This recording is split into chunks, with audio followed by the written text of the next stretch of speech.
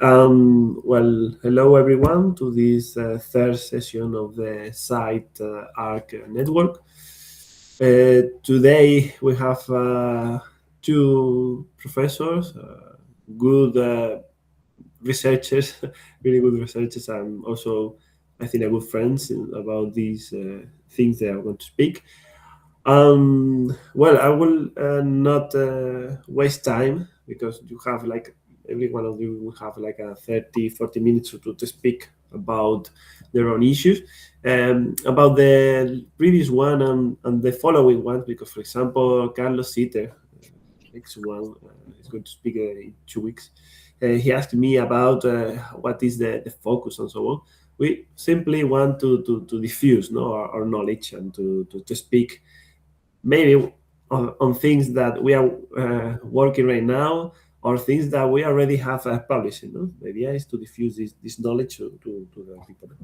So with no more presentation, I will leave the floor to Tymon de Haas to present the work. Yeah. Thank you, Pedro. Perhaps also on behalf of András, just, well, first of all, thank you for being here. We've set this up or coordinated this a little bit. So the theme of today's session will really be about Roman landscapes and particularly about Roman centuriated landscapes. So landscapes characterized by these Roman land divisions. In my paper, I will sort of reflect a little bit on developments in landscape and settlement archaeology in the Mediterranean and talk about our recent work in Italy, which focuses very much on Roman land division. And then András, well, he can better tell himself, but he will then shift focus towards his work in Savaria and the centuriated landscapes there. So that's our setup. Let me now share my presentation. Let's see. Do you all see my presentation now? Yes. Yes, excellent, good. Yes. Yeah, so the title of my talk, Dots on a Map or Dynamic Landscapes, an Integrated Approach to Past Human Environment Dynamics.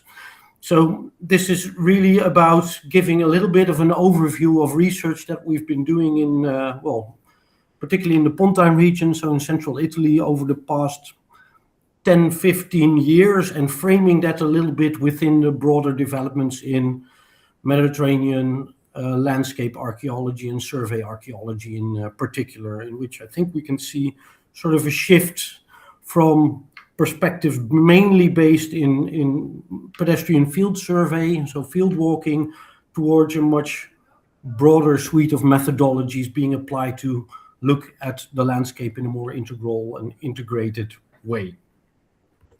Let's see, can I go to the next slide? Yes, I can. This is the crude setup of my paper. So first I want to give a little bit of background about the developments and well, points of focus within Mediterranean landscape archaeology. Then say a little bit about the recent developments indeed, which, well, go from indeed approaches more focused on the dots on the map towards exploring landscapes as a continuum. And I want to connect that a little bit to what we've been doing in Italy. And then in the remainder of my paper, I want to focus upon indeed the centuriation that we've been studying in the Pontine region, elaborating a little bit more on how that particular kind of archaeological archive can also help us to better explore this continuum or this archaeological landscape. So to start with some backgrounds, this will be very familiar terrain for, I assume, all of you, of course. In the Mediterranean region, field walking survey has been for, a substantial period of time already, at least since the 1950s and 60s, and a methodology that has been very central to the investigation of past landscapes.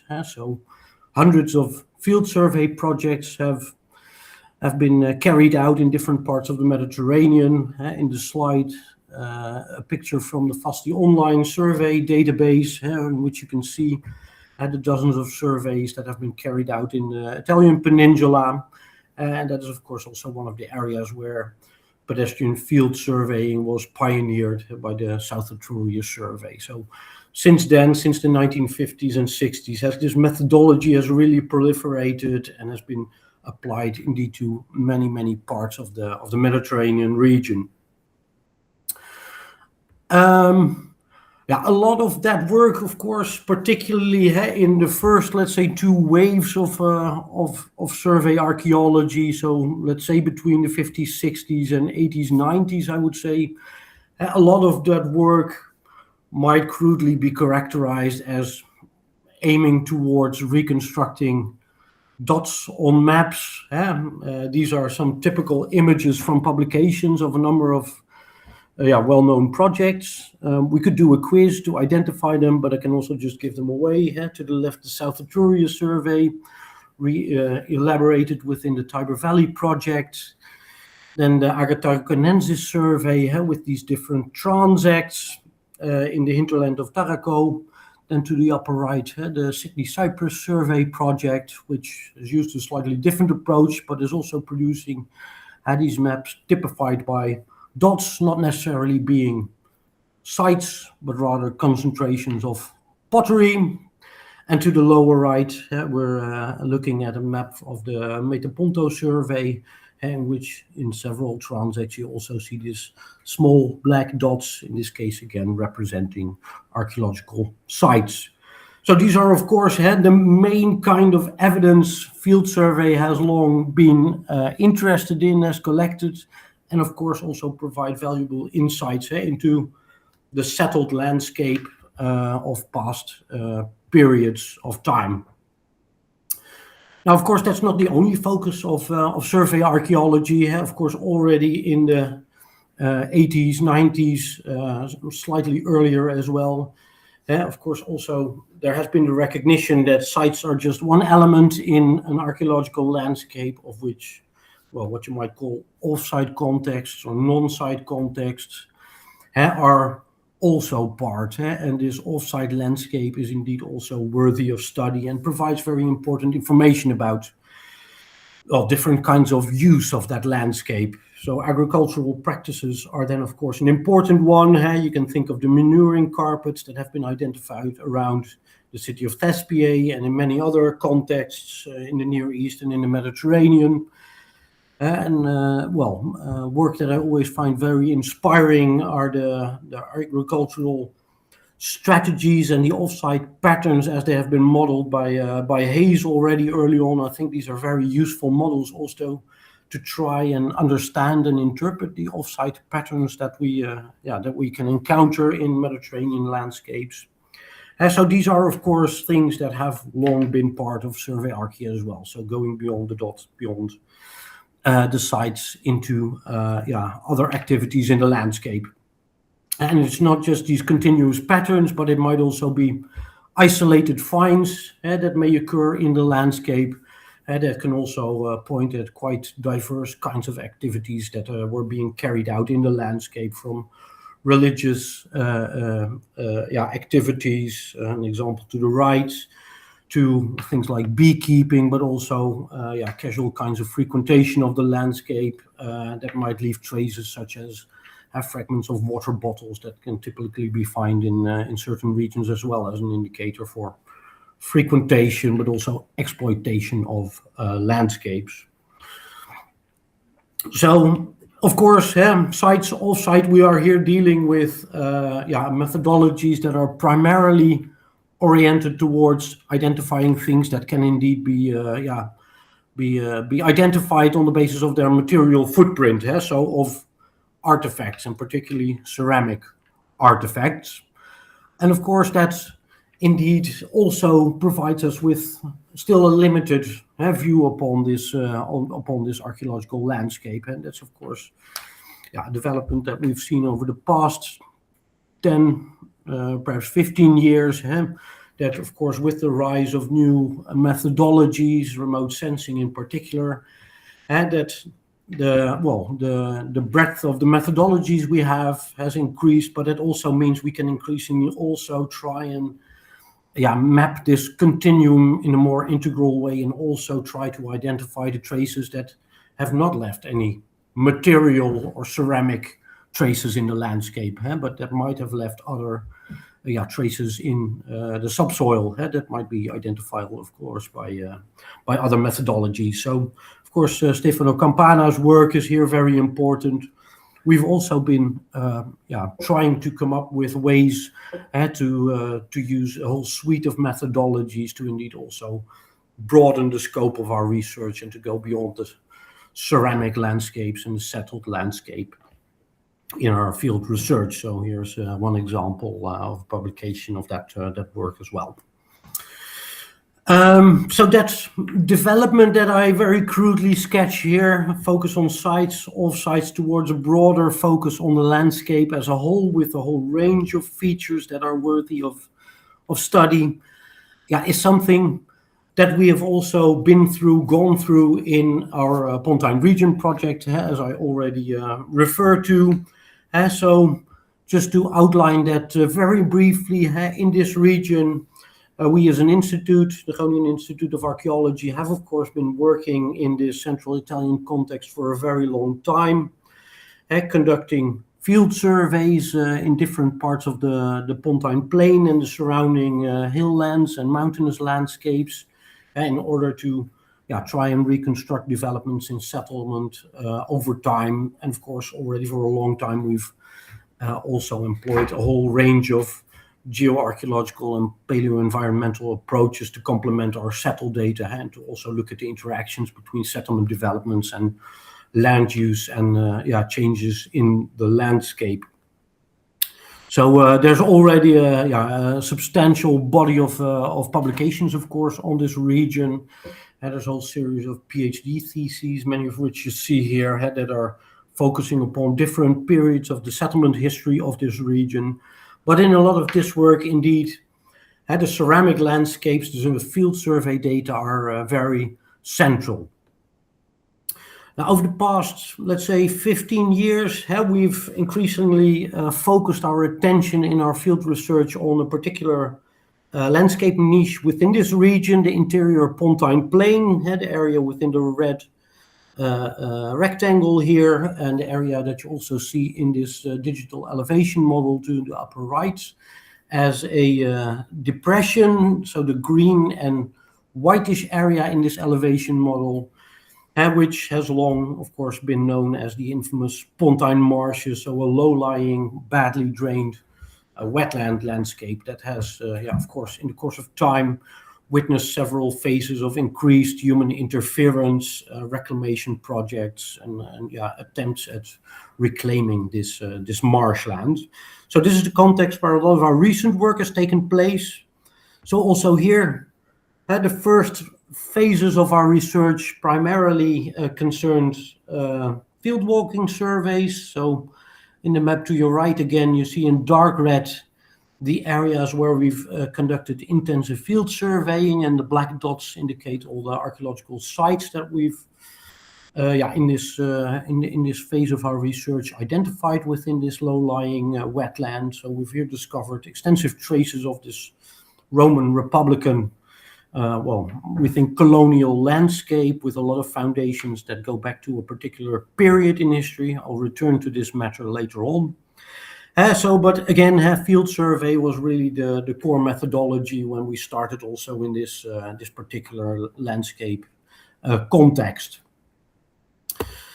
Not just focusing on sites, also here we adopted off-site approaches. So here in a particular transect within this low-lying landscape, and we conducted these gridded surveys in which we mapped both on-site and off-site densities, had to also try and reconstruct these agricultural landscape and try to interpret these off-site patterns in terms of different kinds of land use. So that gives way to a reconstruction like this one, where we have various small sites, agricultural establishments surrounded by modest infield areas. We think areas where horticulture and then arable farming was conducted.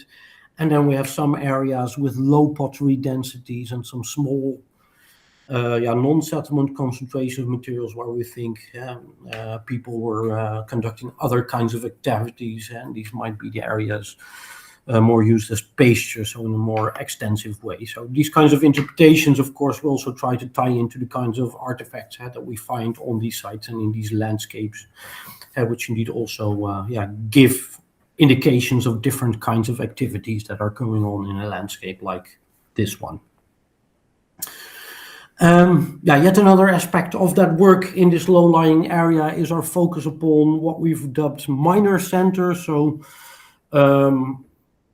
agglomerations, nucleated settlements, in this case along the Via Appia, so this important road that cross-cuts this low-lying area, and along which several larger settlements were established. And in this period of research, we were also very much interested in what these nucleated settlements look like and what kinds of functions these also had within local and regional economic systems. Now, it's in the context of the study of these nucleated settlements where we also conducted, besides intensive field walking survey, so the distribution map to your left shows you the artifact densities that we encountered during our intensive surveys on the site of Forum Appii. But in this phase, we also included geophysical prospections to investigate these sites. So Forum Appii was one of them. Admedias was another one, and particularly in that case, the geophysical prospections not just showed us elements of that nucleated settlement, but also a lot of what we might call off-site structures, features of the archaeological landscape, and in particular all these linear features that you see here to the left, indicated with the red arrows, which, we initially already thought might represent ditches, canals, that kinds of features that are, of course, structuring elements in an agricultural landscape. Now, you might already notice the very typical orientation of these features, north, south, east, west, so very different from the modern parceling orientation that you see in the background aerial photograph. So these traces, and some of these were already known. So someone like Margherita Cancellieri already before made this reconstruction that you see to the right of this extensive land division system, centuriation system, that would have covered almost this entire low-lying marshland, and that would have been laid out in the context of Roman expansion in the late 4th century BC. Now, of course, the fact that remains of this system are preserved below ground, as indicated by our geophysical prospections, really caught our attention and also led us to try and explore further what kinds of information these traces might also give us about the past landscape. So in other words, could they be used as an archive to indeed look further beyond the ceramic landscape, the settled landscape, and look further into this archaeological continuum that we've talked about. And that is indeed, something that we've been working on, particularly since 2017, 2018, in a series of shorter campaigns, really focusing upon elements of this centuriation system. So, of course, we started with some tests, indeed, to see what kinds of traces these things actually are, as we see them in the geophysical prospections, and sometimes also as crop marks. So in the photo to your right, you see several persons, but you also see this green band in which they are standing, and which is, sort of going into the background of the image. I don't think I have a pointer that you can see, or can I switch on a pointer? No. Yes, let's see. So here you see sort of the outlines of the crop marks of one of these features of this centuriation system. So these initial corings, you see several coring or reconstructed soil profiles in which you can indeed see these features as different kinds of fills that represent the remains of these centuriation traces, and that we may indeed interpret as different kinds of canals and ditches of varying size and depth. So that already showed us, I think, that these centuriations can really be used as an archaeological and paleo-environmental archive that we can really exploit to learn more about this landscape. So how is this landscape structured? How is it divided with these field systems? How do these field systems also function to change the landscape? And of course, these layers of fills that you see also in these profiles can of course also tell us a lot about chronology of these fills, and they also potentially contain all kinds of bioarchaeological markers that we might use also to look at environmental interferences and changes in the landscape. So first of all, reconstruction, functioning of this system. So based on aerial photographs, but also LiDAR data and these geophysical prospections, we've tried to come up with a reconstruction of the system as a whole. So you see that to your left, we think it is composed of a whole series of main canals, north, south, east, west, that together drain into the Dicenovium. So a larger canal that runs along the Via Appia and really serves as the main drainage of this system. And then there would be a whole series of smaller canals and ditches to drain smaller plots of land. And that's something we also can derive from historical aerial imagery, as you see to the right, where still a lot of these features were preserved in a lot of detail. That is no longer the case. So prolonged agricultural land use has sort of eroded a lot of these traces, removed them.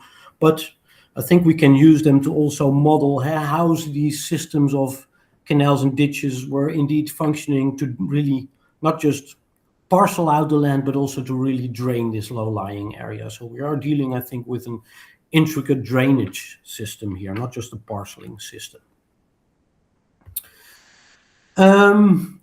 So to explore further the use of decenturation traces to reconstruct the landscape, we came up with this approach in which we look at several micro-regional windows or micro-regions. You see here indicated as red squares, so situated in different parts of this centuriated landscapes, where we also wanted to look at centuriation features throughout the area to get also a little bit of a sense of what potential variability there might have been in settlement and land use and changes over time within this centuriated landscape. Of course, very often centuriated landscapes are really envisaged as sort of homogeneous, uniform landscapes, but of course we also wanted to see whether that is actually a valid way of looking at these landscapes. So in these micro-regional windows, we try to identify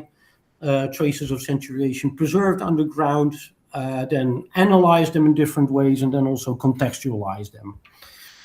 And for that, we used, again, a whole suite of methodologies, both for the identification. So there we use, cartography, aerial photography, but also remote sensing, so geophysics and LiDAR data. And then we primarily use coring to indeed obtain information from these features. We collect samples from these corings to also do paleoecological research and to also obtain radiocarbon dates.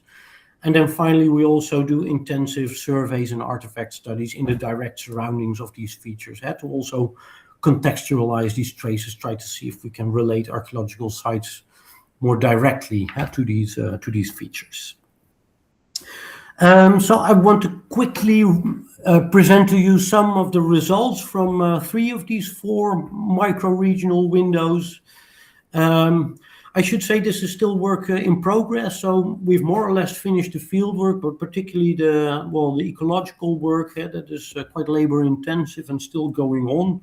But I think a picture is starting to emerge on what we can actually obtain and what kinds of new information we get from this kind of research. So starting with what we've dubbed Area 1, an area I already showed you before, close to the site of Admedias, where in the geophysics we found a whole series of traces.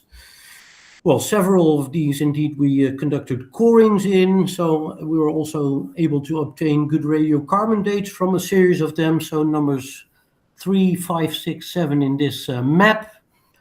So in some cases we have quite early dates. In one case already an Iron Age date, so it might be that the earliest ditches in this area were indeed already laid out in pre-Roman times. One small ditch dating to probably to the early 4th century BC. And then we also have contexts, dating in the late Republic, early Imperial period, small ditch number 7. But we also have ditch fills dating to early medieval times. So that already gives a bit of an image of the dynamics that we deal with. Of course, these ditches will have been excavated and they might later on fill up, be opened again, and be filled again. So they, of course, also represent a very dynamic and complex use history of these features. There are some botanical data from several of these ditches. So here to illustrate, 2 smaller ditches indicated in the geophysical prospection data to your left, with the coring profiles in the diagrams below, also within green the depth at which we have radiocarbon dates. So for the one on the left, we have a lower stratum dated to the first half of the 1st century BC, and an upper stratum dated to the, later 1st century and 2nd century AD. And to the right, we have a ditch fill, of which the lower part is dated indeed probably to the 4th century, with a smaller chance that it dates slightly later in the Republican period. So here we have some context that reflects, or that can provide information about land use indeed in Roman Republican times. And to illustrate a little bit, here are some of the macro-botanical remains that also give us information on different kinds of landscapes, vegetation patterns that we see here. So in dark green, the indicators for rural environments, arable farming landscapes, basically. We also have some information on indeed cereals being cultivated. And in the lower part of this table, also at least for the older fill of this smaller ditch, we also have some indications for a combination of cereal cultivation and perhaps more grassland vegetation. Now, these are of course very low numbers of indicators. We're only dealing with a few macro-botanical remains. We have a little bit of pollen data for these contexts, not a lot, but they do seem to point in a similar direction. So, of course, this methodology does not always yield very substantial data sets in all contexts. I think that's a clear point that emerges.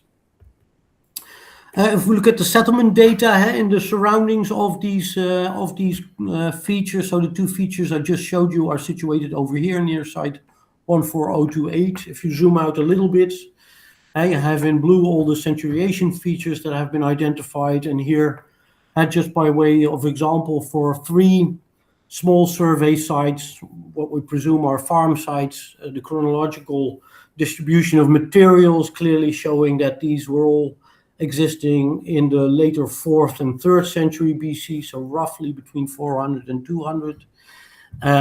Some of them continue into late Republican times, whereas others seem to, at least become smaller or perhaps transform into other kinds of activity areas, and further seem to disappear in the early imperial period. So here we sort of have a match between some of the dates of the ditches and some of the sites that we also have in association in terms of chronology.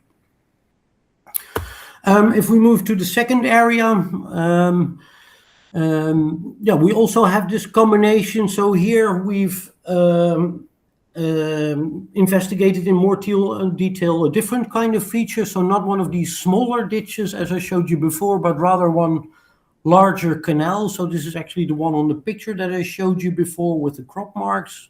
and which you can also see here in the magnetometry data as a clear anomaly of about 6-7 meters wide.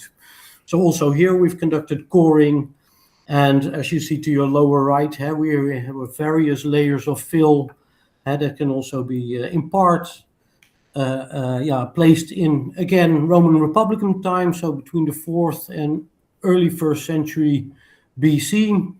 But also this canal remained at least in part open, and indeed later phases of fill actually also date to medieval times. So again, we have a complex use history of this feature. I'm trying to click to the next slide.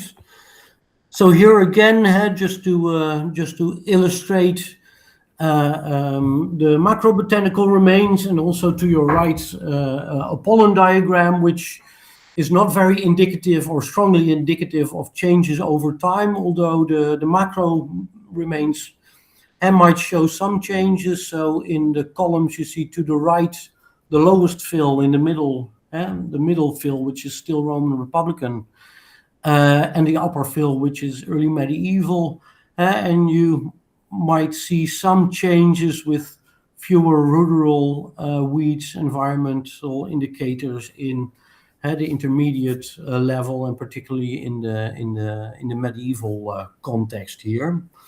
What is very interesting here is that we also have indicators of grapes. So that might be one additional strategy, kind of land use, that we might also identify in this even low-lying landscape. And of course, we know that there were several kinds of grapes, of vines, that were particularly well suited to wetter landscapes as well. So that might be another element of cultivation strategies in this landscape. Also here, we have very direct connections to settlement sites. So here in blue indicated this canal, and well, the grids here indicate two of the sites we've intensively surveyed that are directly associated, and which, as in area 1, give very clear chronological information. So again, we're dealing with farm sites dated to the 3rd, 2nd century BC. The one to the right here is then abandoned, whereas the one to the left shows continuity and actually also grows in the late Republic and in the early Imperial period. So a picture that seems to reflect what we've also seen in area 1. And then moving on to area 4, so the third context I quickly want to show you. Here we have investigated different kinds of features. So to the upper right, you see another one of these larger canals of about 6-7 meters wide that we identified in the magnetometry. And to the right, you also see the rough coring profile here with different layers of fill within this canal fill. The 4 datings below in this table all come from this coring profile, so from this canal. Again, showing some very nice dates that again indicate that this canal was functioning in Roman Republican time, so between the 4th, 3rd century BC. But interestingly, the lower levels of fill here might actually already predate Roman time. So particularly the second date here indicates that, well, this canal must have been dug at least before 390 BC, so before, let's say, mid-Republican time. So that might actually be a little bit earlier than Roman interferences in this landscape are usually placed. So the canal is one major feature. We have here also identified these double sets of linear features, which we interpret as roadside ditches.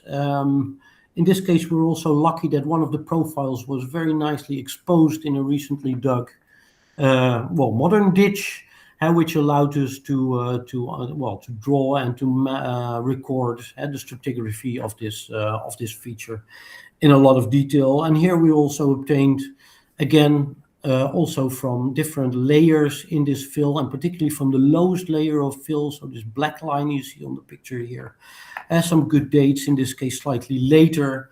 so late 1st century BC, 1st century AD. So that's at least a phase within which this was open. It does not mean that it was not older. If it was re-excavated in time, it might also be an older feature that started to fill up again in this period.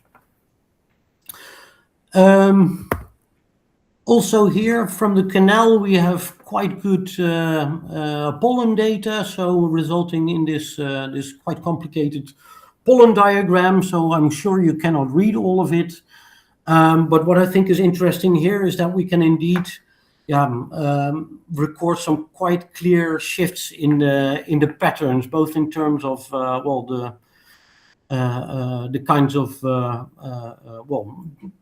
the proportions of tree and non-tree species, but also in the kinds of particular plants, again related with different kinds of vegetation patterns. So particularly in the oldest phase here, how we have quite a lot of indicators that go well with grasslands. So you see that here, but also a lot of indicators. So these are dung fungi, for example, that are clearly associated with more pastoral land use strategies. So we are probably here dealing with an oldest phase within which there's primarily pastoral use of the area surrounding this canal. And then later on, for example, these fungi disappear from the spectrum, and then how we also see more indicators for, let's see, where are they in the diagram here? I mean, it's not very extensive, but more indicators that are connected with cereal cultivation.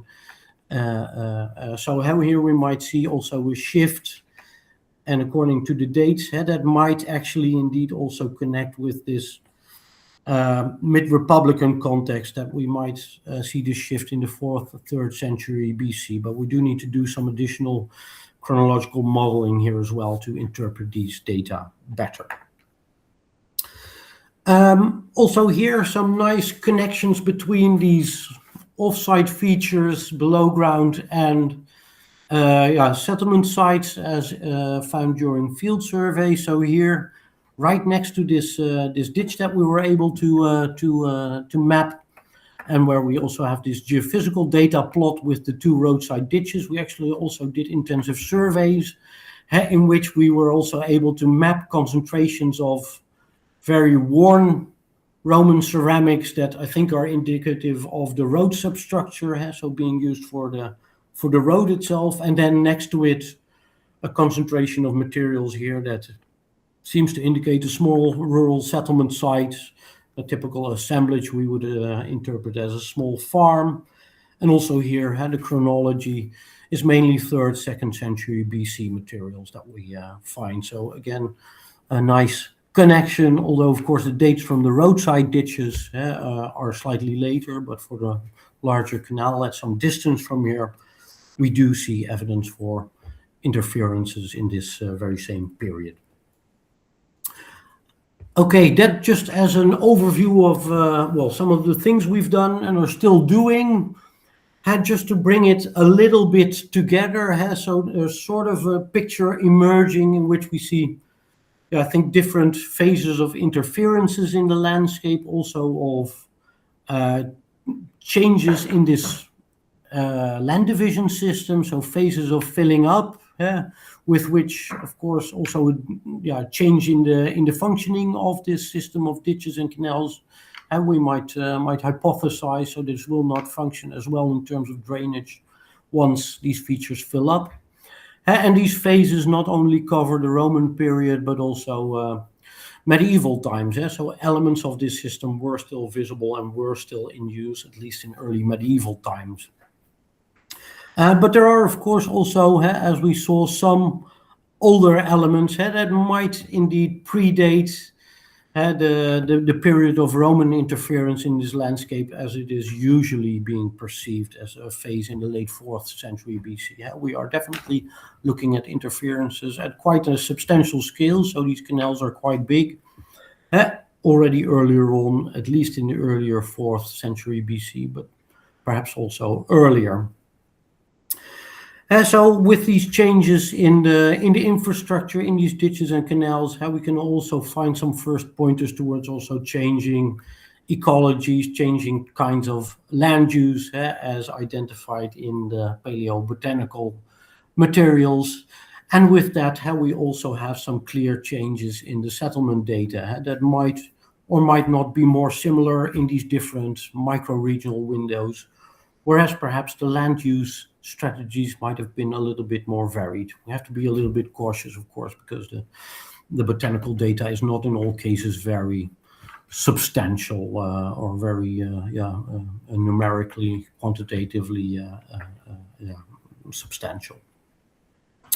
But I think the emerging picture indeed shows us that with this approach, we can really learn a lot more about this kind of landscape than when we would just be looking into the settlement sites or the continuum as identified through our field surveys. So with that, I want to conclude. I think my time is up as well. So just to bring up a couple of points that emerge. Of course, I think it convincingly shows our work that this integrated approach, so going beyond just field surveying, indeed provides a much richer view of these Roman landscapes and how they changed over time. And of course, survey data still play a very important role here. But I think this whole suite of methods really allow us to go a lot further in reconstructing here. And survey data might also here, as we've seen, become more of a contextual tool, indeed, also to connect to these other kinds of prospections, of remote sensing analysis, and of moderately invasive research such as coring.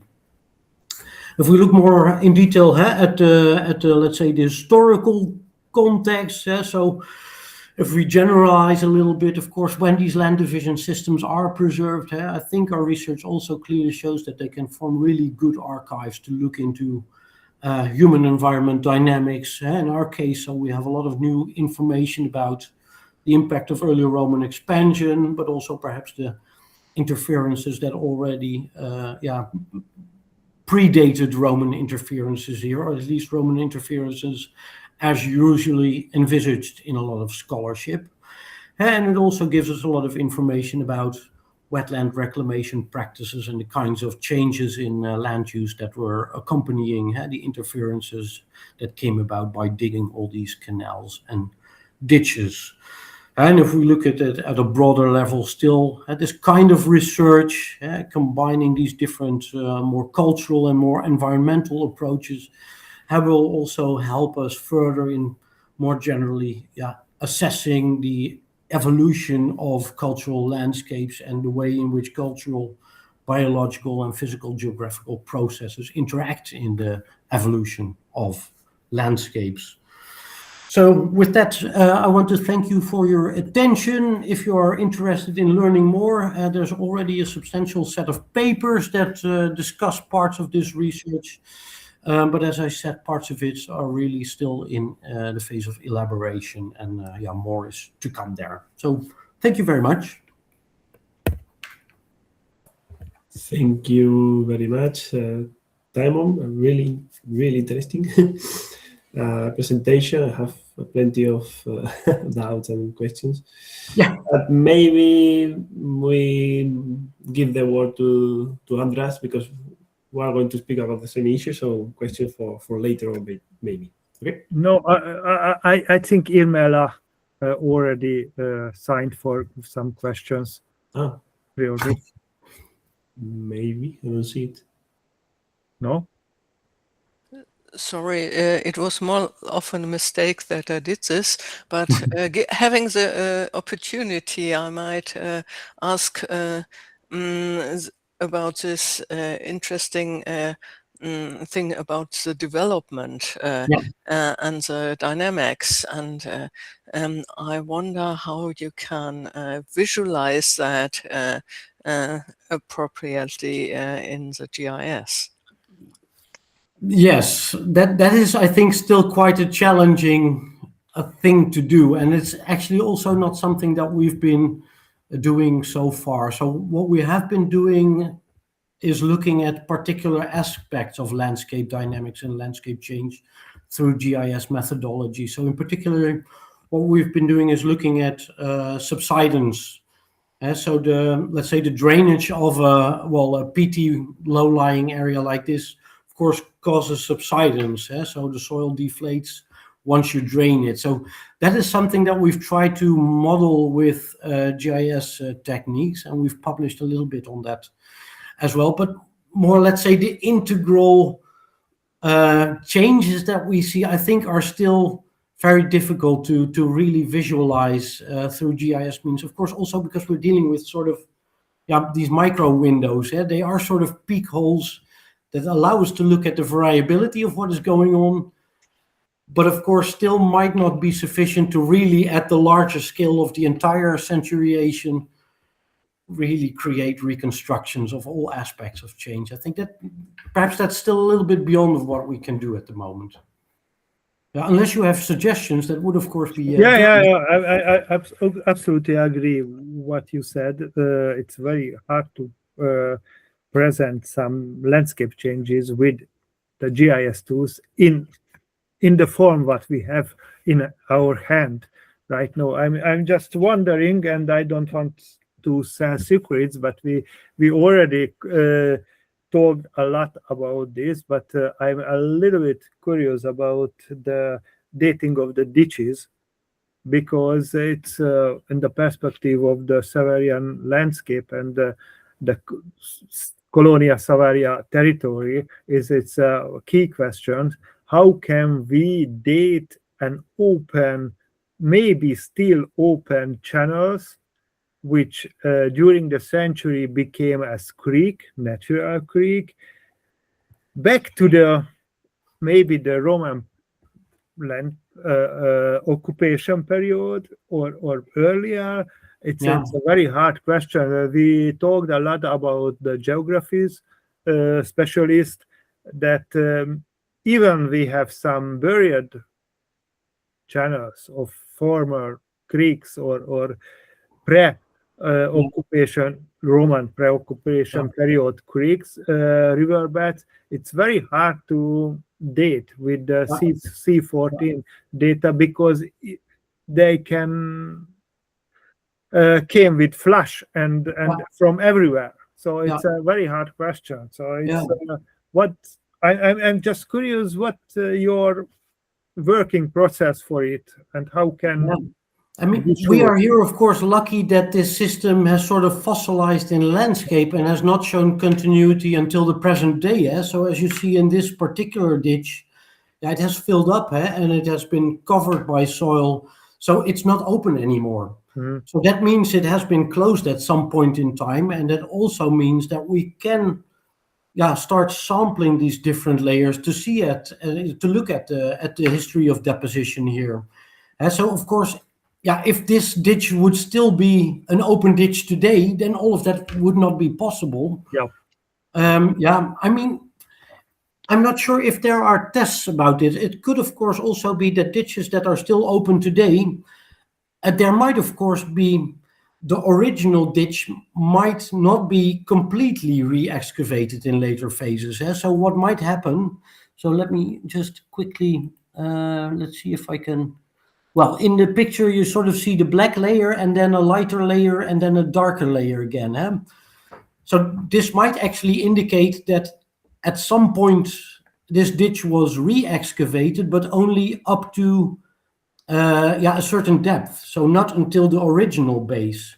So that might mean that in some ditches that are still open today, there might still be older ditch layers below the current ditch. So that might be a possibility, but that means you have to sort of core through ditch that is filled with water. And it would be experimental, I think, to do that. So I'm not aware of anybody who has tried that kind of thing.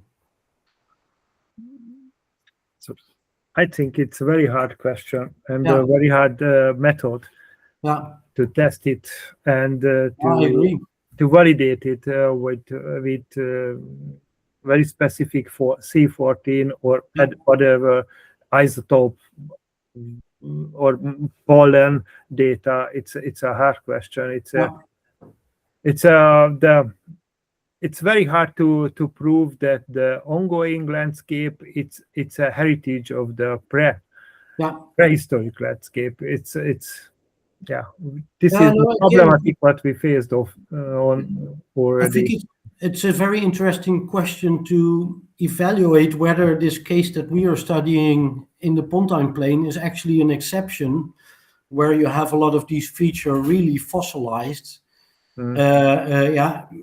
or whether there are more centuriation systems where, if you look carefully, you find a lot of these fossilized traces. So that I think it's a very interesting question to explore further. Yep. I think the same, but maybe for later on we'll do the discussion. No? Sure. You wanted, András? I give you time for you to speak about your work. Okay. We discuss all the ideas in common. Okay. Okay. Thanks. I will share my screen.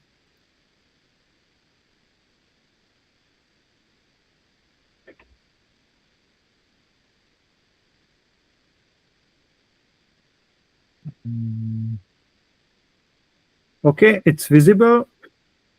Yes. Okay, thanks. So my greetings and also to the organizers and also the participants. I like to invite you right now in time and in space a little bit further, more further time.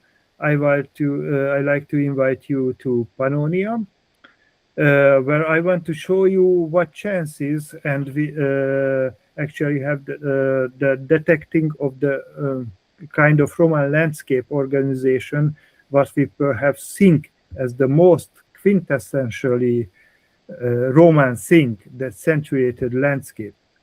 Along with it, the economic structure that goes with it.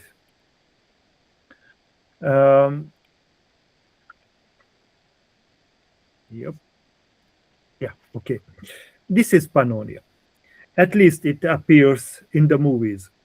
So a remote, wide northern frontier, absolutely nothing like the sunny, cultivated landscape of Italia.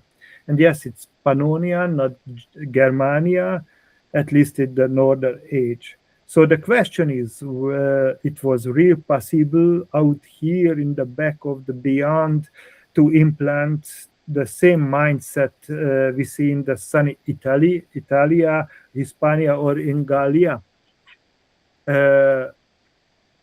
What I want to talk about is today what we learned over nearly 2 decades, and especially over the past 4 years within the art projects conducted researches about the territory of Colonia Claudia Savaria. How we moved from a traditional topographic GIS approach to an integrated multi-method research strategy, and what the results can tell us not just about the Pannonia, but about the centuriation research more broadly in Central Europe. What we can actually detect from the fact that 2000 years ago, a Roman surveyor somewhere in the Western Pannonia drove a pole into the ground and began laying out grid-like and land divisions whose traces we now chase with the drone, satellite imagery, and fluxgate magnetometers, or different tools of the geophysics. That connections between the precision and ancient surveying and the sensitivity of the 21st century technology. This is what makes centuriation research generally exciting, especially here in Hungary.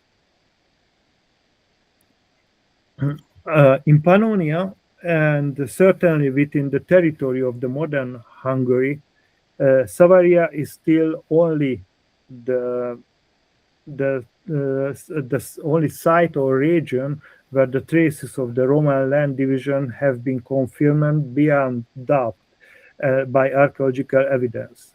That situation has been getting more interesting recently, and I come back to the end of my presentation.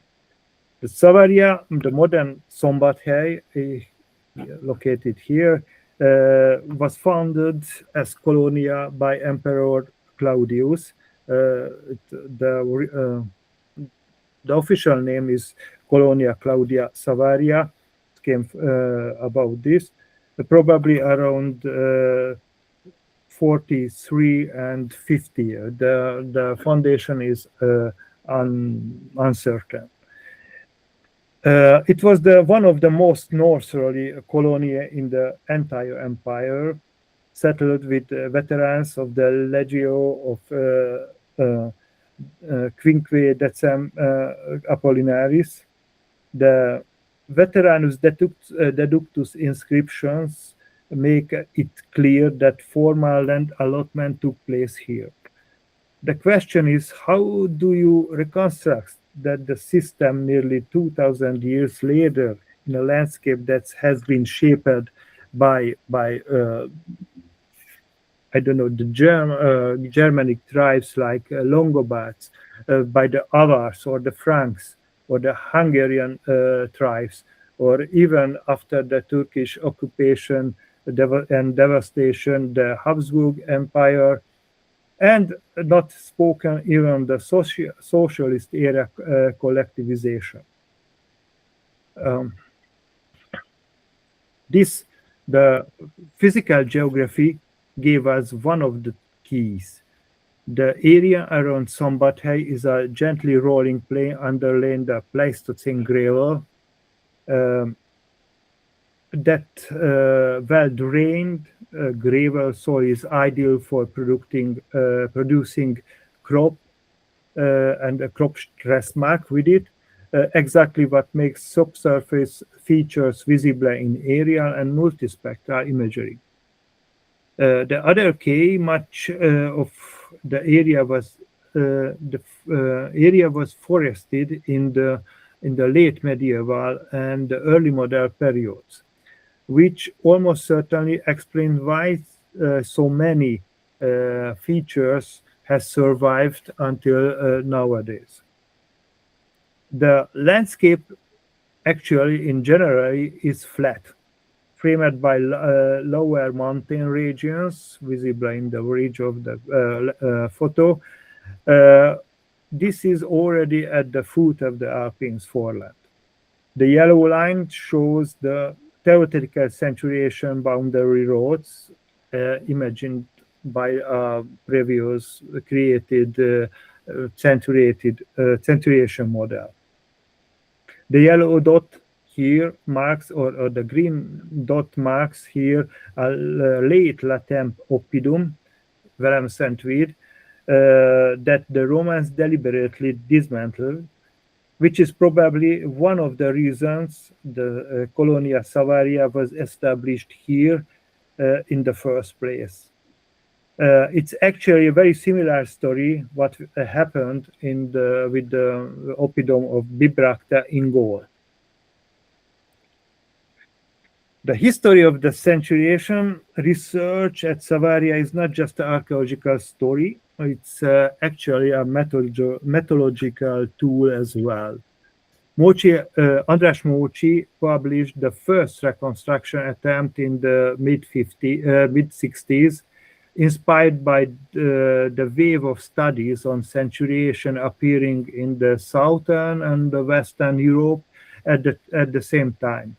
He worked on 1 to 50,000 topographic topographic maps and proposed a 16 by 25 active system. It was actually an impressive and intellectual achievement, given that it was given what was available at the time. It was an out and alignments visible on the maps reflected here more than a 19th century land consolidation, not a Roman surveying. The data he needed, aerial photos, large-scale maps, and so on, was weren't accessible at the time in the mid-60s to the civilian researchers because of the socialist regulation. The breakthrough came after the political transition in the late 90s with the rescue excavation along the motorways and road corridors and large-scale investments. Through the work of the local museum colleagues, some Roman dirt road ditches and Roman dirt road sections came to light, and cross-referencing this with on aerial photos, early satellite imagery, and also cadastral data made it possible to develop the entirely new model. I personally have been working on this model since 2008. The new model parameters in orientations and also the modulus shows 20 by 20 actus, approximately 710 by 710 meter grid solution. This is the regular square grid. In the ancient writers called it the ratio pulcherrima. The models placed in the colony symmetrically, although to be honest, we can positively define only the decumanus maximus so far. The directional difference about the earlier attempts of Mochi is about 10 degrees. The new model correlates with the hydrographic data. It's partly, maybe can see on the map, and also with the excavated road sections of the prior mentioned excavations. And for instance, in these sections on aerial photos, we can see some parallel running creeks and waterways with the new reconstructed model. Sorry. At the end of the 2021, we launched a topographic project, the Agri Limitati Pannonie project, investigating the territory at the foot of the Alps. The core question was the Centuria actually like? The core question was, what was the Centuria actually like from the inside? The project was works on 3 related but distinct tracks: verifying and refining the spatial layout, studying the landscape change without particular attention to hydrographic anomalies, like here, and testing the reliability of the ancient written sources.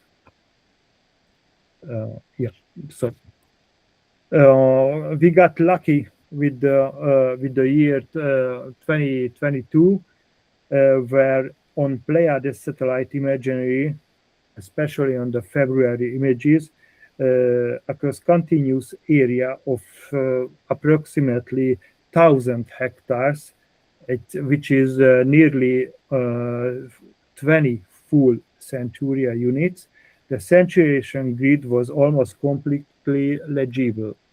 Here is some part of the this satellite images with various multiple channel separation with the red, green, and near infrared channels. So I hope that it's visible on the screen as well, that we can be sure that some lines and squares with the same modulus as the suggested model is like a hit to the centuation system. Nothing. So actually, the observation window was very narrow, and it was very depends on climate variability. I call it also as like Tymon called Site A. I want to spare the pronunciation of the Hungarian site names. So this is the Site A, where we became a project. Our project's primary field focuses, moving from the satellite identification to from the satellite identification to the magnetometer verification, also and the field verification. Archival photos have also been enormously valuable during the socialist era. Hungary was systematically photographed for mapping purposes at least once per decade. So from the late 40s and the early 50s, we can find very particularly intensive coverage. Here is one example from the mid 50s, where from the collection of the Museum of Military History, where 9 adjacent centuries can be documented simultaneously. This is one of the most striking pieces of our archival material we have.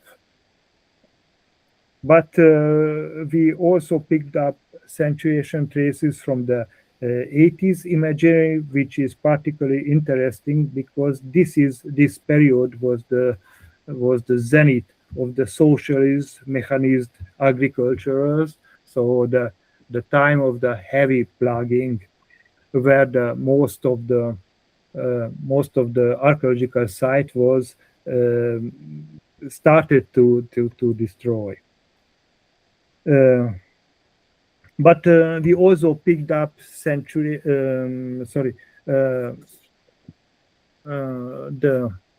we also started to use new methodology like the DJI Phantom 4 multispectral equipment, which is one of the key methodological became one of the key methodological additions to the projects. It came from the precision agriculture, originally designed for mapping crop stress and the chlorophyll content.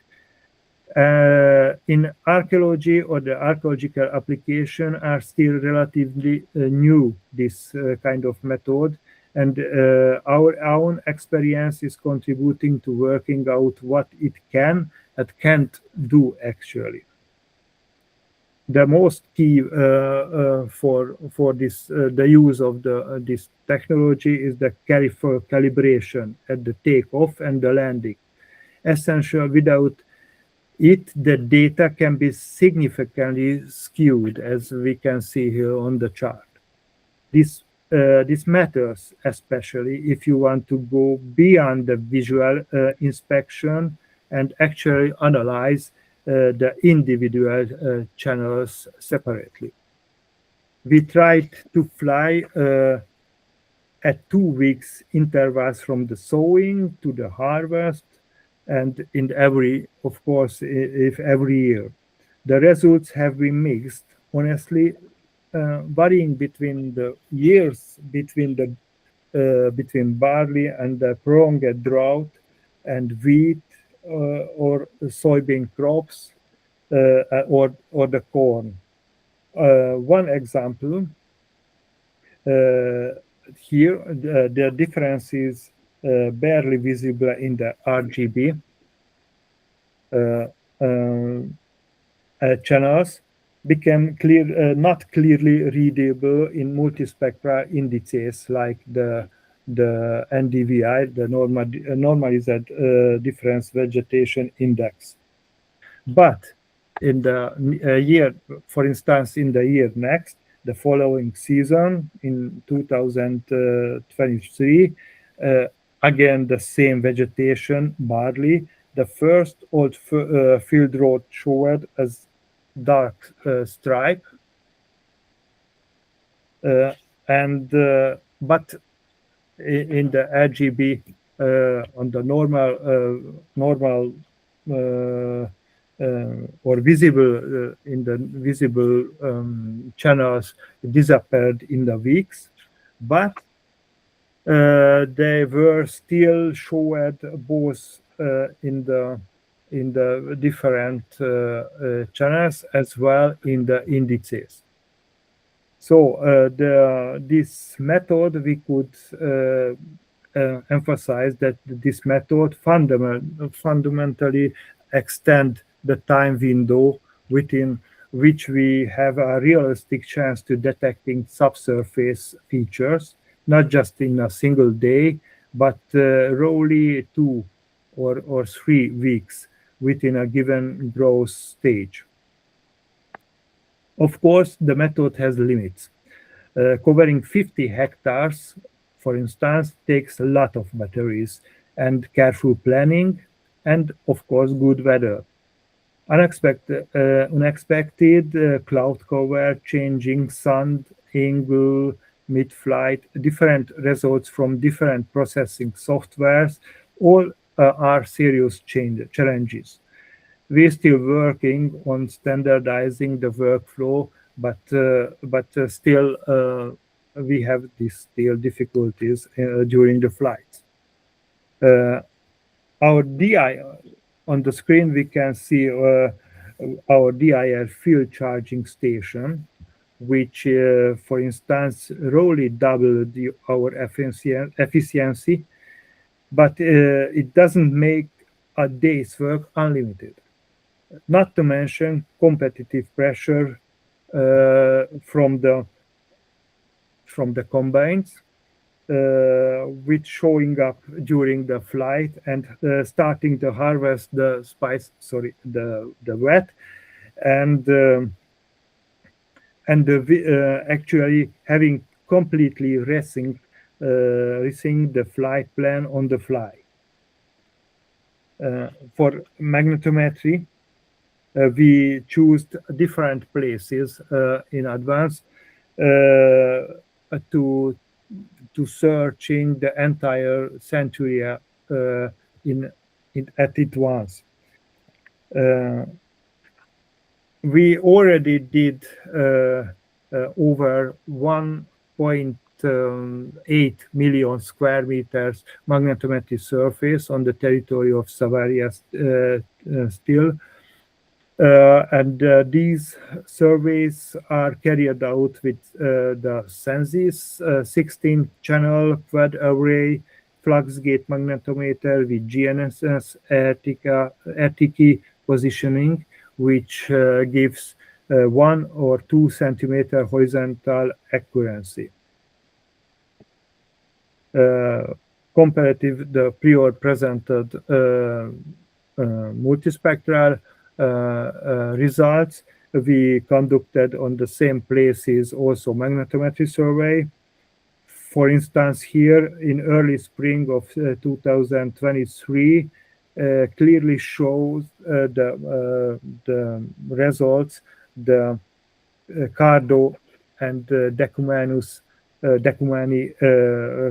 road junction, the cross section. With the road ditches appearing well-defined anomalies matching the prior predictive model. And of course, here we can see in the upper right corner the prior investigated multispectral indices picture. At the different site of our research, the magnetometry served as a direct geophysical verification of the satellite imagery. It localized the centuration features with centimeter accuracy and confirms that we are seeing what we are seeing here, for instance, in the more detail, is not just natural features or the modern disturbances, but also really planned roadside ditches. The obvious difficulty is distinguishing the Roman features from the prehistoric and for instance, the migration period settlement traces, or even from the medieval features. Here, next to the Centuria intersection, we get everything what it can see. So the prehistoric enclosures with palisade and ditch sections, also a migration period ditches with settlements traces at least. So it's very hard to define which partly is which belongs to which period. That's why we moved to start with the machine learning productivity. Even just in the stage of generating basic cluster categories, you can see here the categories. We have actually just itself by the creating these categories, we got to the smaller details of the magnetometry surveys and became more legible to which is the critical for identifying for some, like here the timber framed buildings. And on another, let's call site C, the results provides a different kind of evidence. Here, the Centuration Road intersection here was directly documented during the rescue excavation in the early 2000 years. This Centuration Road intersection was actually excavated and also published, but nobody noticed at the time during the excavation or during the publication that it belongs in a Roman land use unit. What we see now, it's a trivial overlap. Excavation plan in the south, magnetometry results, and of course the prior created Centuration predictive model, all align in the same point, making this one the most important links in the whole Centuration, in the more validation chain. Also, a little cemetery found in the same area, which was used from the early imperial period till the late Roman period. And its position relative to the Centuration grid, it's interesting interpretive question itself. Despite it was published as at the time as one cemetery, it shows us that we should calculate at least two cemeteries in the one corner of a centuria and another corner of the centuria.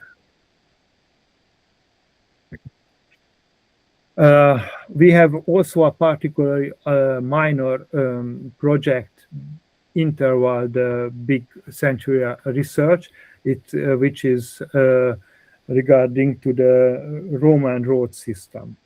At the site, let's name D, at the river Raba, as it called Arabo in the Roman times. The main question was this river actually the territorial boundary of the colony? Did the centuriated area extend this far, perhaps? And what the relationship between the Roman road alignment and the centuriation? This region, here, what we can see here on the infrared photo from the 80s, runs the longest Roman known section in Hungary, but it makes some strange bends as visible on the photo. Comparing it with the Centuria model, you can see the geometric relationship between the road section and the centuriation grid, or the theoretical model. Actually, there are many in the Hungarian national registration of the archaeological sites. There are many smaller archaeological sites registered in this region. That's why we started to think that we have to deal here with not a single site, but a whole vicus along this Roman road at the first place. So we conducted also a magnetometry research at this area, and we could also validate the existence of a vicus-like settlement, but it was a very big surprise that we could also measure or detect a whole and unknown auxiliary fort at the first place. But the question was, another questions arose, of course, with this result, like how is the military presence fits into the marginal zones of the colony, or how is the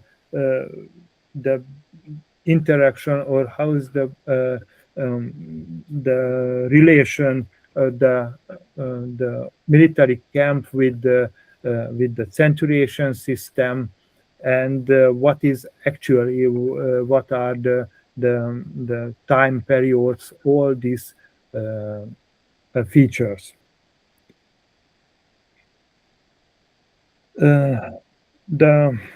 Actually, one of the most interesting methodological decisions was to study the Centuria not just by its boundaries, but by its internal topography.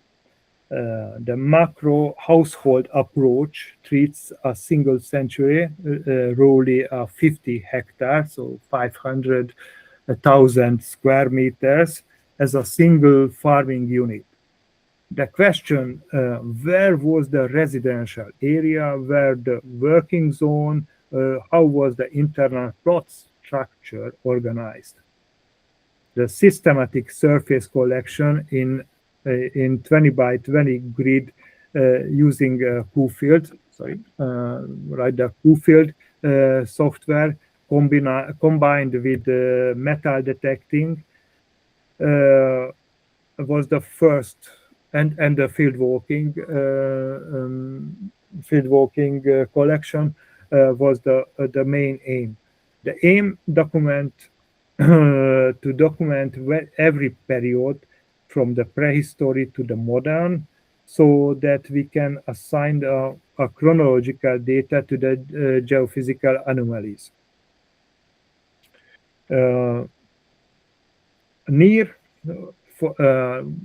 is just interesting information that in the same time, near one of the our target area, a fragment of a Trianic military diplomat turned up during metal detecting, directly linkable to the veteran settlement process, and putting the whole research question in a unique epigraphic content. The detailed data collection over, as I mentioned, over 500,000 square meters gives a varied picture. Intensive Roman period finds concentrate mainly around the very few stone face buildings.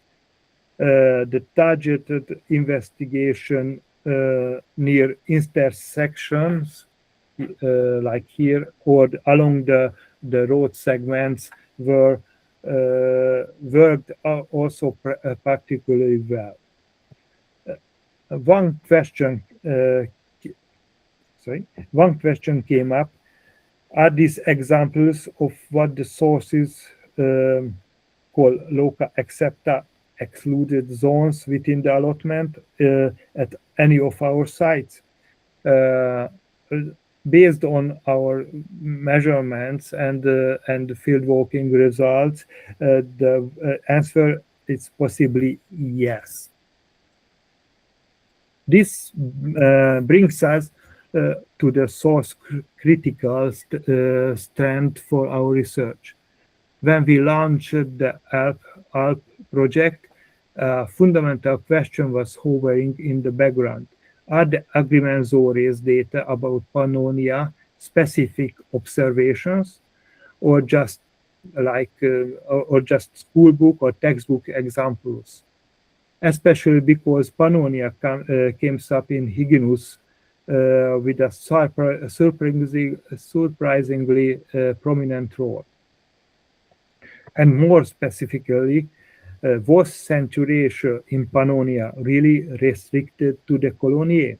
The ancient writers know of other cases. Regular land allotment can occur in the territories of municipiae or even peregrine communities. Hyginus Grammaticus explicitly writes that the land was divided in this way in Pannonia, sicut in Pannonia, and that sentence is our best literary evidence that the phenomenon wasn't exceptional here. We, in a GRASS GIS-based analyzed on the Pleiades 1b satellite channel shows another grid in the area north of the territory of the Savaria. With the same module size as Savaria, but with different orientations, shows up on the satellite images. We are already in other regions north of the territory of the Savaria, but along the river Arabo, as earlier mentioned, and near.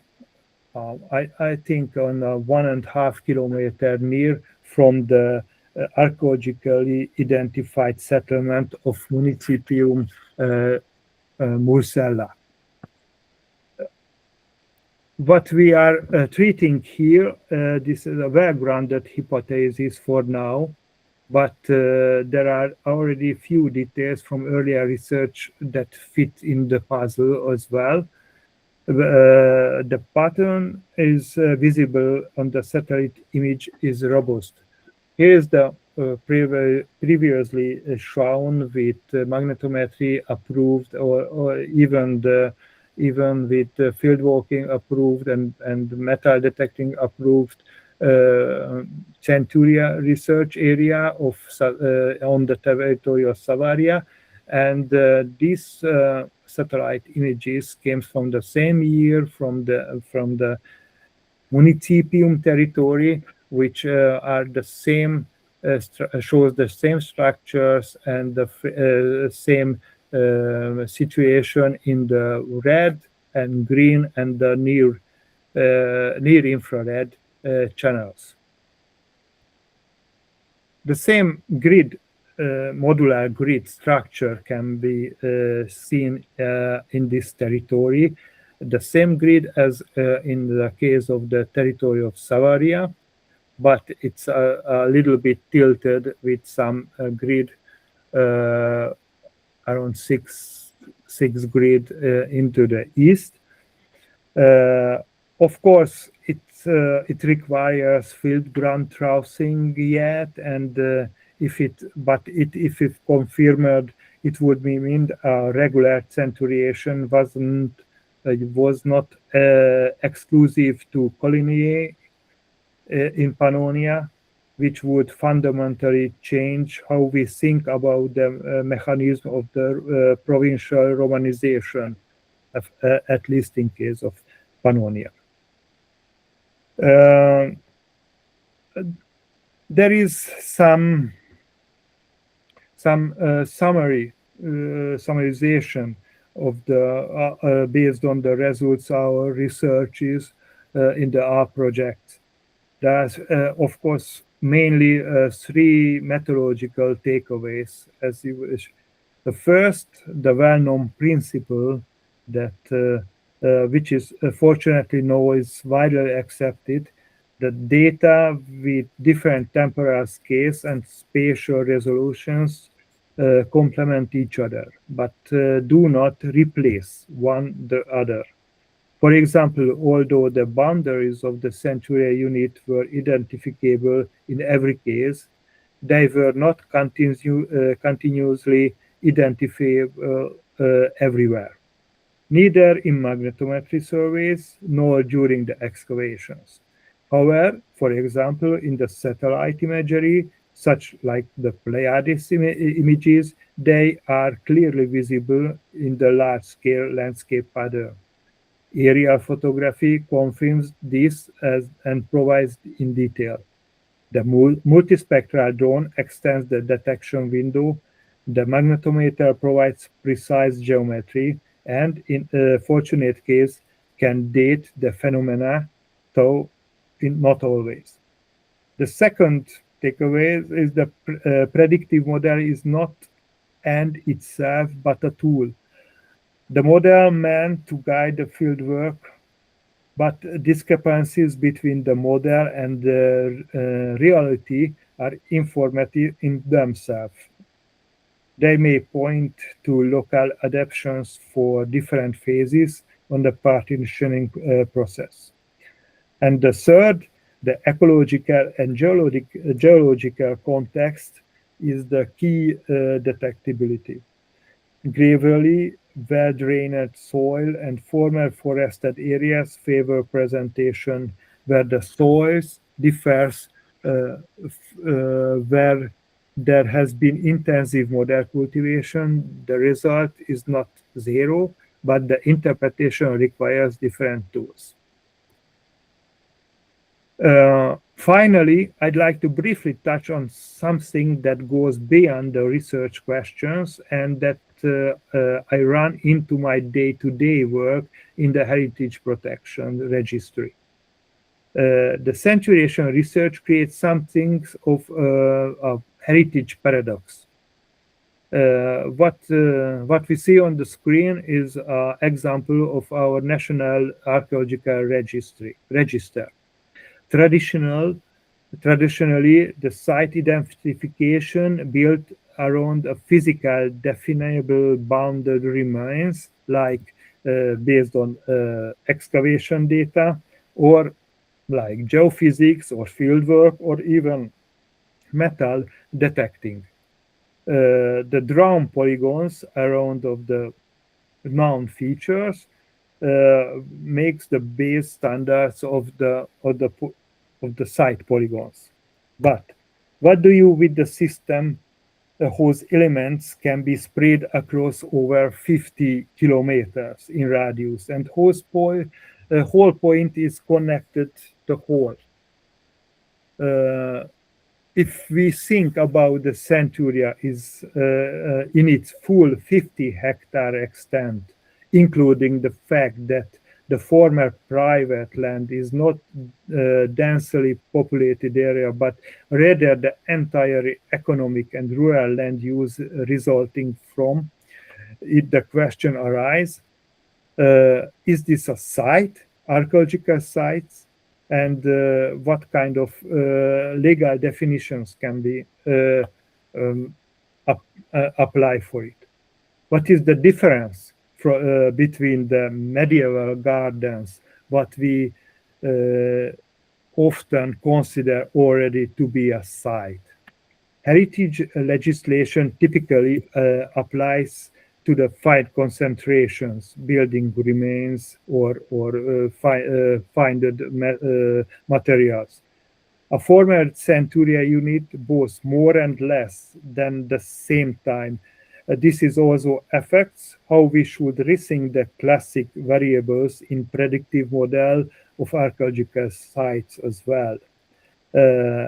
Actually, this is not a theoretical issue.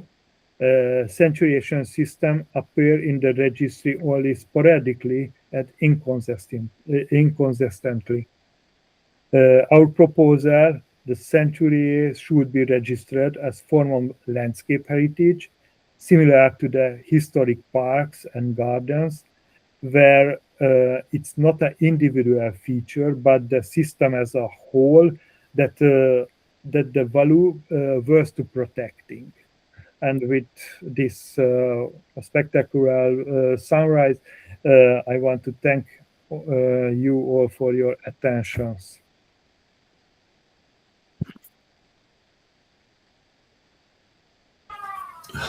Okay, András, thank you very much for your presentation. Really interesting issues. And I give time if everyone wants to do some questions about George or Tymon presentation, maybe.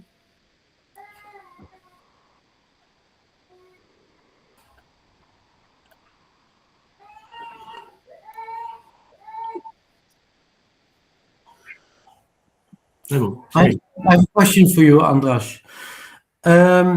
In your case, so you have a lot of geophysical anomalies that point at centuriation. Are you allowed to also verify these through doing corings or test trenches, or is that simply not allowed in your context? Actually, we did some coring, especially one of our sites to test the road ditches and the road surfaces, the existence of the road surfaces as well. But it shows, of course, it showed that there are some differences in the ditches and also the surface. But in case of in our case here in Pannonia, the differences were not so spectacular. So you could see something in the you can suggest that you can see some graveling, for instance, or different type of the clay what they used for the road surface, and there were a little bit different circumstances in the road ditches, but there were not so specific differences.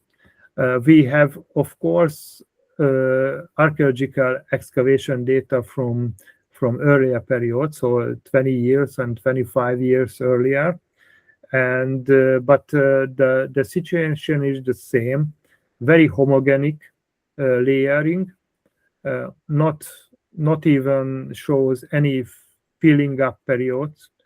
However, we can identify on magnetometry renewing of the former ditches.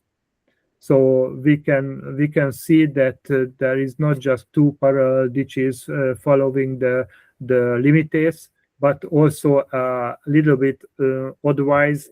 There is a third one just from the half of the century. Maybe they corrugated the land plots, or just, I don't know, they wanted a bigger space.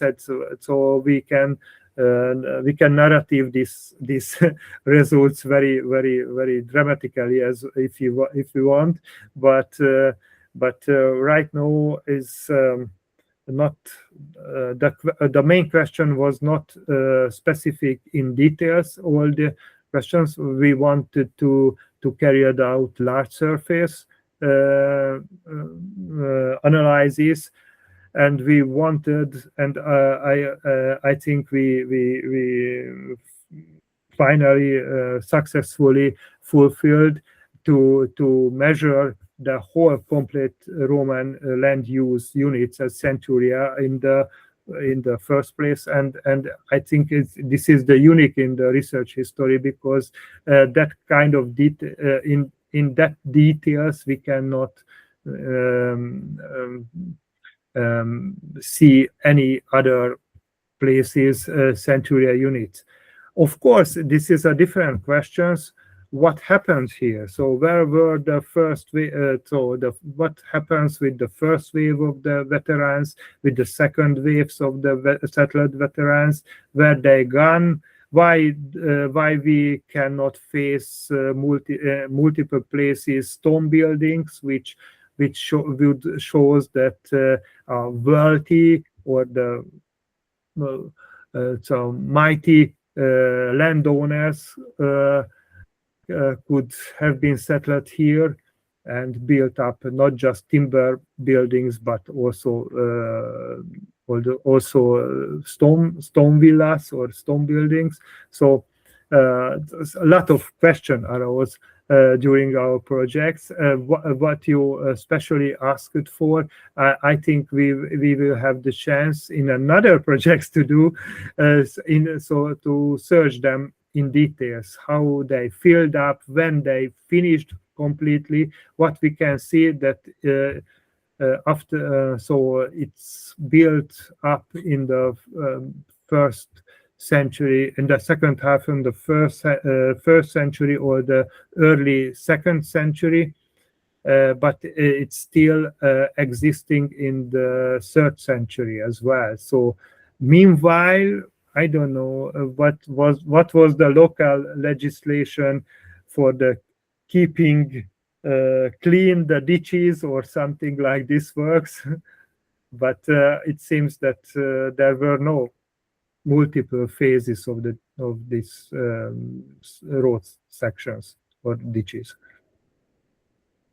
Of course, I was questioning you to the channels, because we have some I didn't want to present it because it's a different and long story, how this centuriation system is parallel to the recent hydrological environment. We have some glues, we have some test areas, but we could not find any direct connections because they're still existing.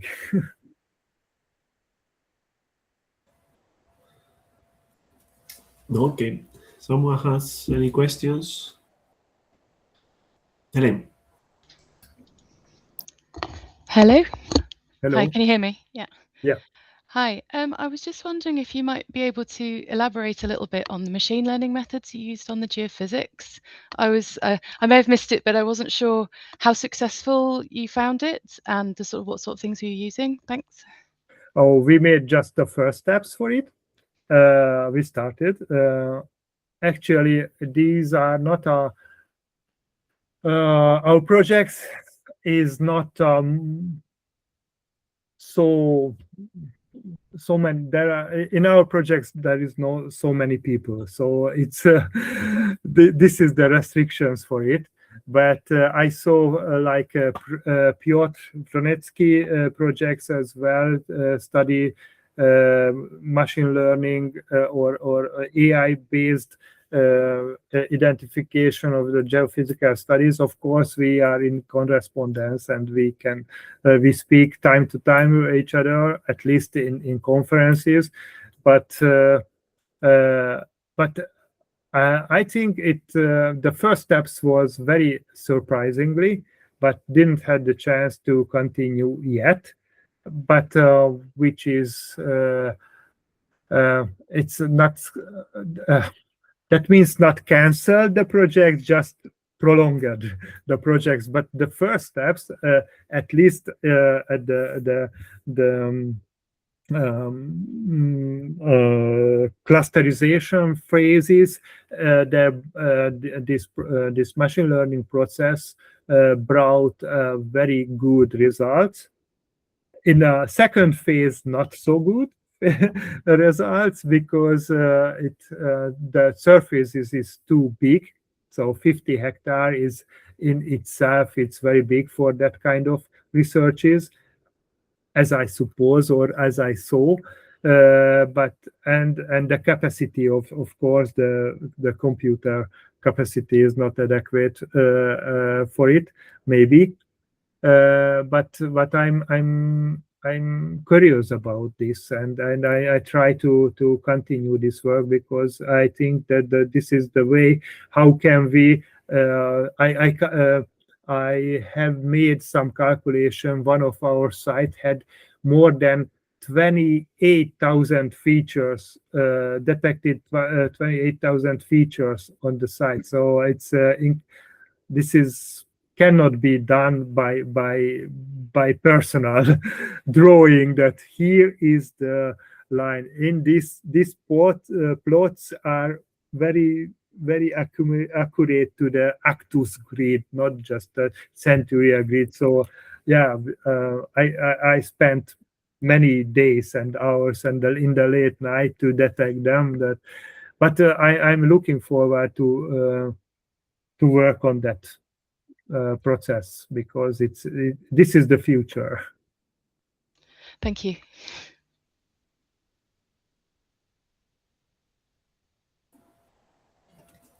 Okay, someone else has something to say? Yeah, I think everybody's want to start the weekend and press the weekend button and Yes. open a glass of wine. I only wanted to say, well, first of all, thank you for all of you, for both of you, to be here. I know this is an extra work,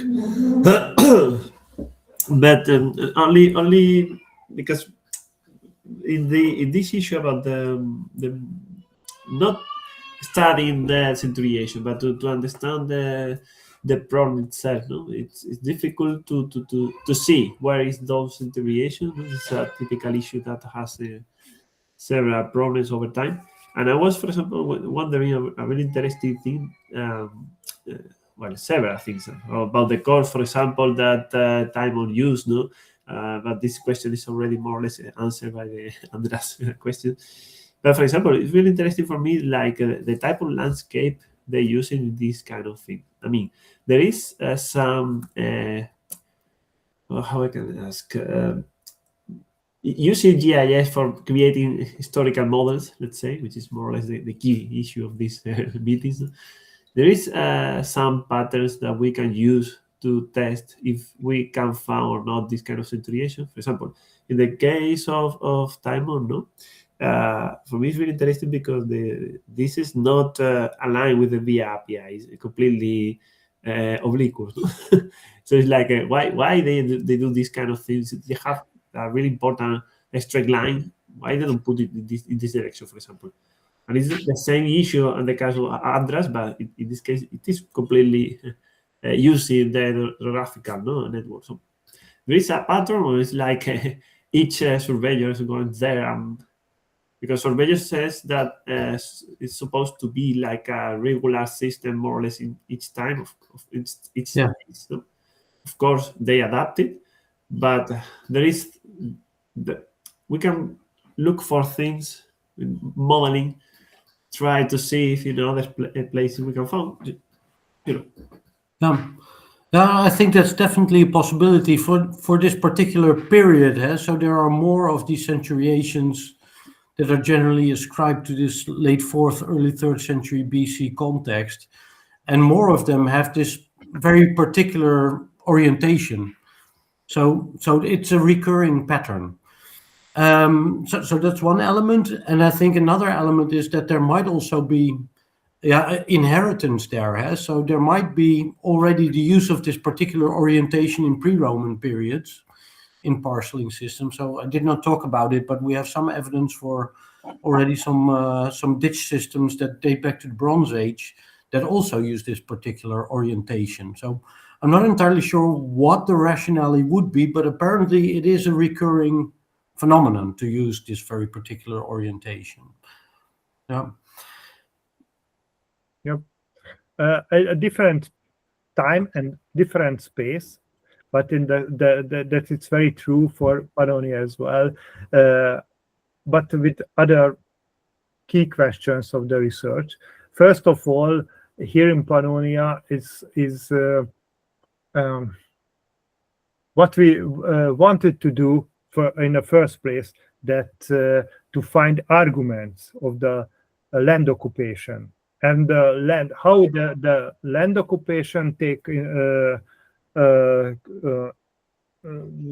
place, and what happened with the veterans, or how the estate changed during the time from the small veteran land allotments to the big scale. I don't know. We have finally over the urban period, but we could see in very recent history of Hungary how the land plots are changing from the small plots to the big oligarch estates, and this was very good parallel to the Roman period. And actually in Hungary there were, maybe because of lack of the efforts and possibilities of doing large-scale surface researches, the scholars worked from very, very, very small details and built up large-scale models.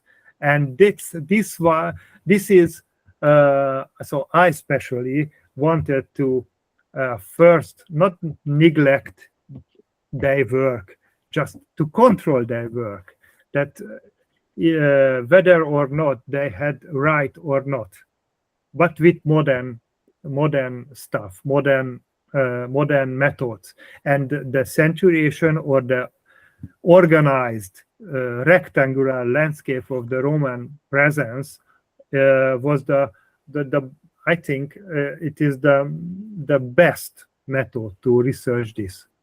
Not spoken about the Roman road system, which is laid out in the first time here in the Pannonia, or the settlement system, and so on. This is a chicken egg problem, all the time chicken egg problem.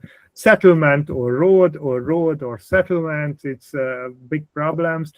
The centuration or the organized rectangular land allotment system maybe can help in this question as well. So I think it's a first step for further researches.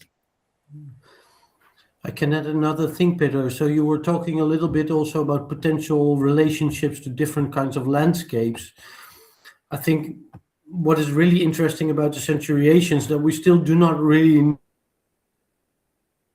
skill. You froze. We have in these systems over the Roman Empire, basically. And how do these variations also relate? Timon, you were pleased for very much seconds. So sorry. Take it down, please. Yes. Yeah, so I was saying that we do not really know yet a lot about the macro scale patterns in centuriation data, basically. So to what extent are there variations in modules, but also in the system? So if you look at the earlier period, these centuriations, so really the rectangular systems seem to correlate more with like these wetland contexts, whereas the more linear patterns, so the strigatio patterns, relate more to easier landscapes, let's say, that you do not really need to drain as well. So the modules and the systems might also correlate to environmental context, but there might also be chronological patterns in there. So, but that's something we do not really know yet. So we've been working a little bit on sort of inventorying centuriations, but there's not really like a good overview of what kinds of systems are there, how are they dated, when do they date, and what's the connection to different kinds of landscapes.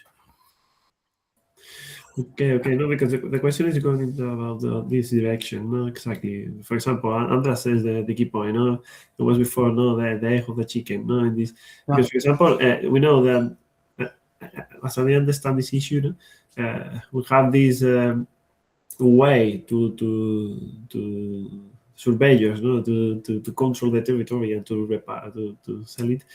But for example, I was thinking in a mountainous area, for example, that is not really good for agricultural purposes. Let's say in the classical point of view of the Roman that is going to be in the Appia, right? The Via Appia. We may have this kind of centuriation in this kind of context. It could be useful, but the point is that my question is more related that if we can model in this kind of conditions, because, for example, both case studies, no, have the same situation of the flat area, more or less, no, nearby important roads, nearby the city also, no, opposite in Terracina or Savaria. So there is some conditions that are quite good. My question, maybe the question now I'm thinking, elaborating as I'm speaking, is like we have the centuriation in the site where they were, on the side where we can look for them, because they existed over time and they were destroyed. For example, no?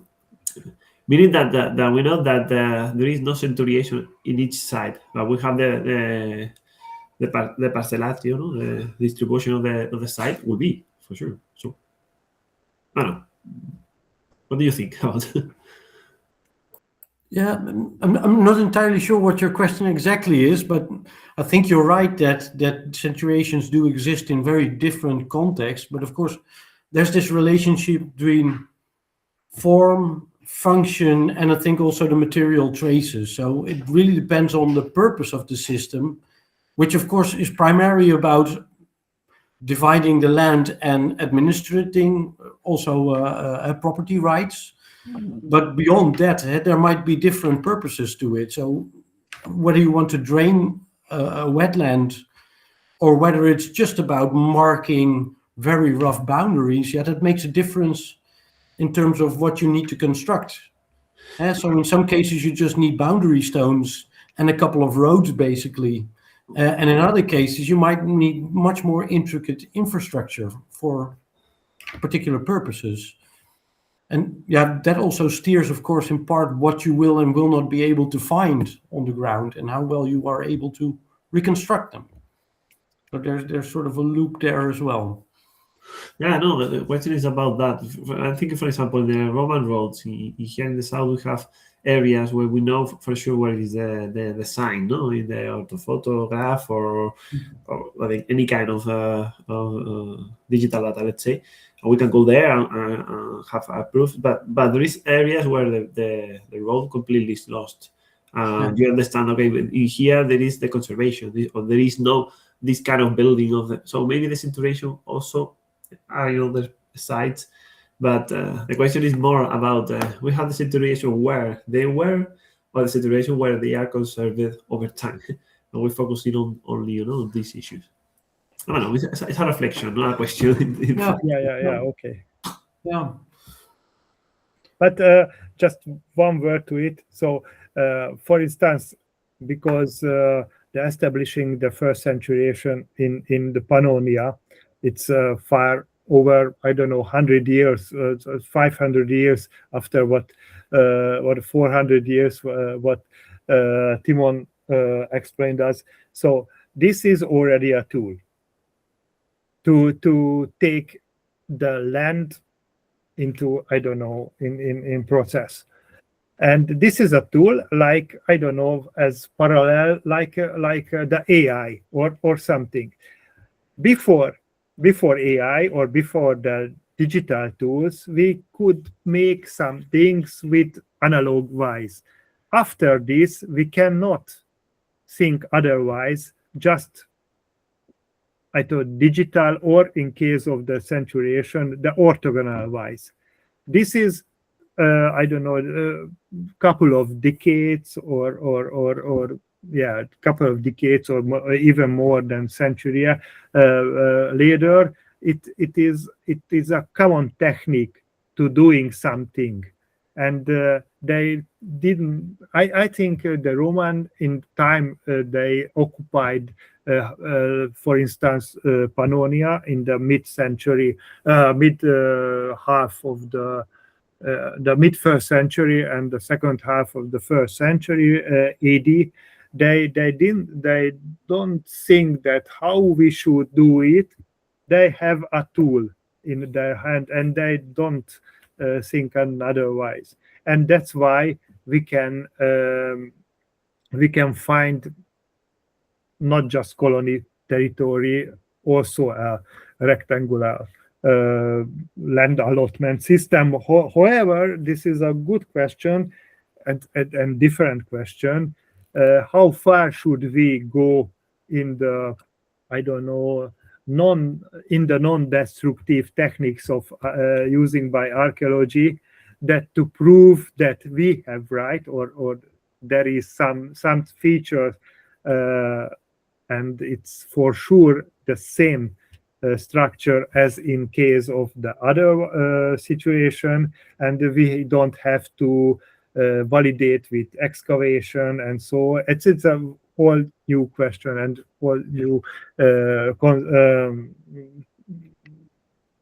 workshop theme. But you see, and that's why I told that the mapping that kind of rectangular features nowadays, also with GIS methods or even other things, but almost the GIS methods itself as a tool how you work, as the land surveyor did in the Roman times with the rectangular reference systems. Maybe we can measure the whole provinces, because we have just find some kind of structures. So it's very enthusiastic question, especially here in the northern region of the empire, northern and forgotten regions of the yes, empire. of course, a really beautiful area. Being with you there is really interesting, really beautiful. Yeah, it's not just So in the movies. Yes. If anyone has any more questions, I will close this third session. Thank you, Tymon and András, for being here and for your time. And as Thank you. András says, we'll go to the weekend. This is a good point.